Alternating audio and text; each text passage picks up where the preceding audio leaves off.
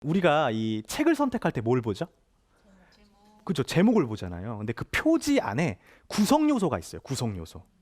그 구성 요소를 잘 이해를 해주셔야 되는데 표지엔 뭐가 있을까요? 제목이 있죠. 그리고요, 부제라는 게 있어요. 부제. 그리고요, 지은이 있고요. 그 다음에 카피라는 게 있어요. 이 네 가지 요소를 잘 알고 계시면 그때부터 책 전체상이 머릿속에 그려져요. 자, 예를 들어 볼까요? 저의 어떤 제가 쓴 이 책을 보면은 제목이 생각 정리 스킬이에요. 생각 정리 스킬. 그럼 그 밑에 이제 부제가 있잖아요. 그럼 여러분들 한번 질문 던져 볼게요. 생각 정리 스킬 하면은 여러분들 뭐가 궁금하세요? 생각 정리 스킬이 뭐지? 그리고요, 어떻게 생각 정리를 해야 되지? 그리고요, 생각 정리를 언제 해야 되지? 그리고요, 육하 원칙을 갖다 붙이면 질문이 됩니다. 뭐를 생각 정리하지? 그죠? 생각 정리가 왜 필요하고 언제 하고 막 이렇게 나오죠. 계속 그거를요 어디다가 정리하면은요, 책 그 뒷면 있죠. 바로 그럼 지면이 있어요. 거기에다가 질문을 꼭 적어보는 거예요. 그 뭐 하는 거죠? 책에는 목차가 있거든요. 근데 책에 있는 목차도 중요하지만 내가 이 책을 보려고 하는 생각의 목차 있죠. 그게 질문이에요. 그걸 먼저 적어보는 거예요. 왜냐하면은 이 기억이라는 거, 이해라는 거 자체가 질문의 크기만큼 기억이 된대요.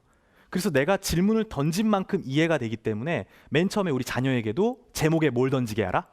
질문을 던지게 하시면 좋습니다. 그리고 그거를 지면에다 적어 놓는 거예요. 그러면은 그거에 대한 이제 답을 찾고 싶잖아요. 그죠?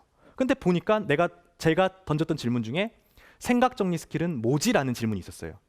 근데 아래 보니까 부제라는 게 있어요. 부제. 부제는 다른 말로 주제라고 합니다. 책에는요 다 부제라는 게 하나씩 있죠.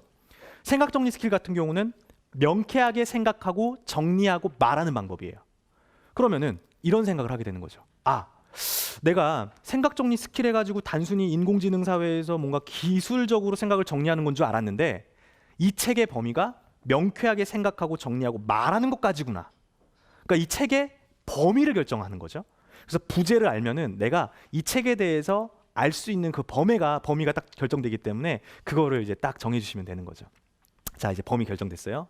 그러면은 범위를 봤으면은 그 다음에 그걸 가지고 이 카피라는 게 있어요. 카피.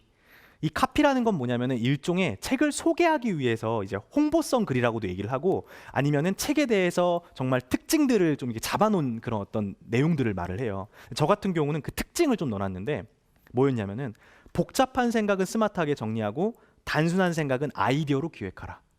그럼 이걸 통해서 뭘 하냐면 따라해 볼게요. 연결. 제목을 보고 떠올랐던 그 질문들 있죠. 거기에 대한 답을 부제에서 찾았죠. 한 문장으로. 근데 딱 보니까 이 내용은 생각 정리도 있지만 기획도 되고 스피치도 되고, 생각 정리, 기획, 스피치 이런 내용이 책 전체에 담겨져 있겠구나. 이거는 내가 읽어도 되는 책이겠구나. 이런 방식으로 교과서를 보더라도 1장에 흥선대원군이다 하면 흥선대원군에서 요약이 딱 되어 있단 말이에요. 그러면은 매 첫 장을 보면서 흥선대원군이 어떤 사람인지, 어디서 살았는지, 왜 살았는지, 어떤 업적을 했는지 큰 그림을 잡고 그 다음에 책을 읽어보는 게 도움이 된다. 이것이 책을 잘 읽는 방법이다. 이렇게 좀 말씀을 드리고 싶습니다.